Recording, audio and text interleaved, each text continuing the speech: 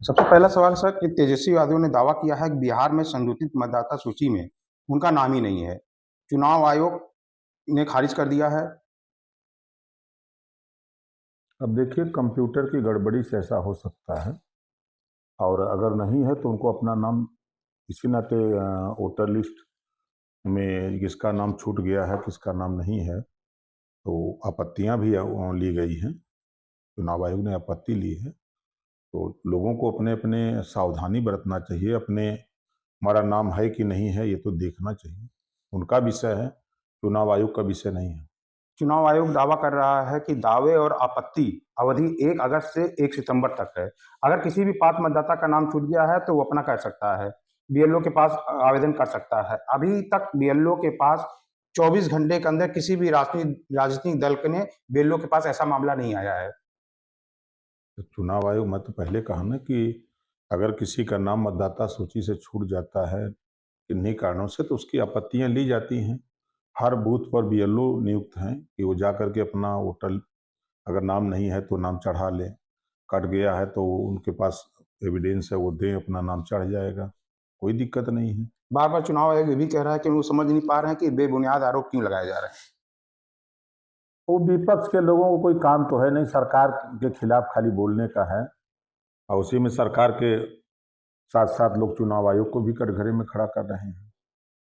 शरद पवार की party NCP ने विधायक जितेंद्र राव ने शनिवार को कहा कि सनातन धर्म ने भारत को बर्बाद कर दिया। ऐसा कोई धर्म कभी ना था ही और ना है हिंदू धर्म की अगुवाई की। देखिए, अब नेता चर्चा में बने रहने के लिए इस तरह के बयानबाजी करते रहते हैं। बाबा साहब डॉक्टर अंबेडकर जी ने संविधान में व्यवस्था दिया है, सभी धर्म के लोगों को अपने अपने हिसाब से पूजा पाठ करने का, रहने का, मानने का सबको अधिकार है।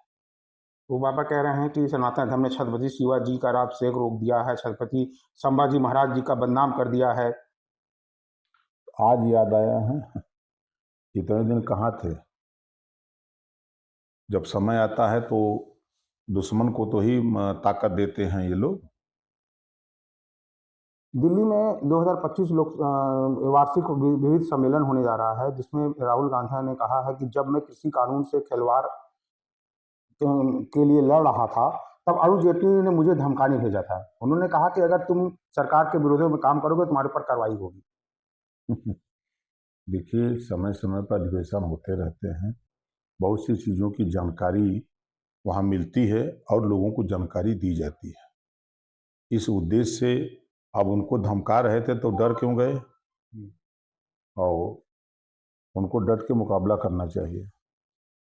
अमेरिका द्वारा 25% शुल्क लगाने के बाद प्रधानमंत्री नरेंद्र मोदी ने कहा है कि अपना स्वदेश सामान को ही उत्पादन में समर्थन देने के लिए कहा है। तो अच्छी पहल है कि भारत खुद अपने यहाँ चीज़ें पैदा करे, किसी के भरोसे क्यों है।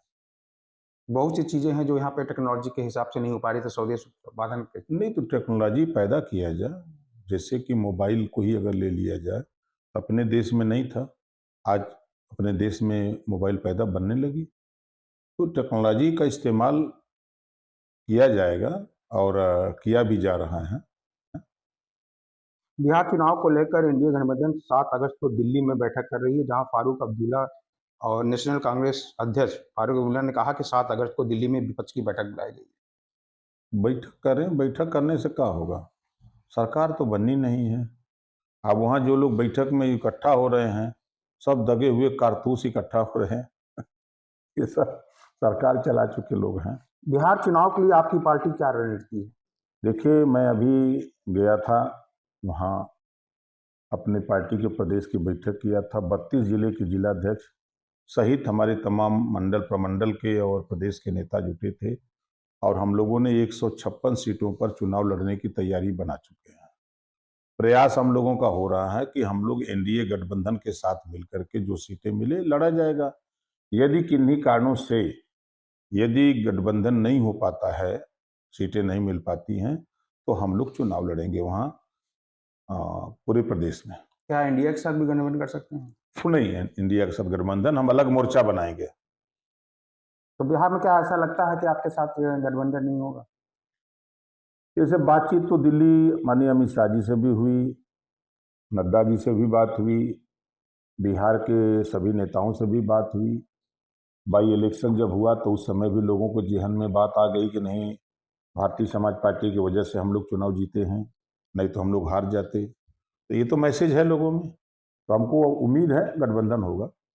अगर गठबंधन नहीं होगा तो पूरी सीटों पे आप नहीं, पूरी सीटों 156 सीटों पर चुनाव लड़ेंगे। अकेले लड़ेंगे कि किसी के नहीं, साथ? मोर्चा बनाएंगे, हम्म, एक अलग फ्रंट हम लोग भी तैयार करेंगे वहाँ।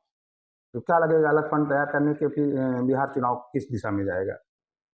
अब दिशा चाहे जहाँ जाए, हम लोगों का उद्देश्य है कि हम लोगों के भी जो वंचित शोषित लोग हैं, अति पिछड़े लोग हैं, उनको हिस्सेदारी क्यों नहीं मिल रही है। आज़ादी के बाद तक आज तक एक भी राजभर का बेटा, प्रजापति का बेटा, राजवंशी का बेटा, रजवार का, राजधोप का बेटा, पाल का बेटा, लोहार का बेटा, एक निषाद का, बिंद का, इनको हिस्सेदारी क्यों नहीं मिल रही है? क्या कारण है? तो ये लोग सब लोग लामबंद हैं, सब लोग हिस्सेदारी चाहते हैं, तो ये सब लोग बड़ी संख्या में आज भारतीय समाज पार्टी के साथ खड़े हैं। अगर बिहार में गठबंधन नहीं करते, आप अपना मोर्चा बनाते, तो यूपी के चुनाव 2027 में फिर यहाँ कैसे होगा? भाजपा के साथ गठबंधन करेंगे तो रहेंगे हम लोग, कोई दिक्कत नहीं, यहाँ रहेंगे गठबंधन में।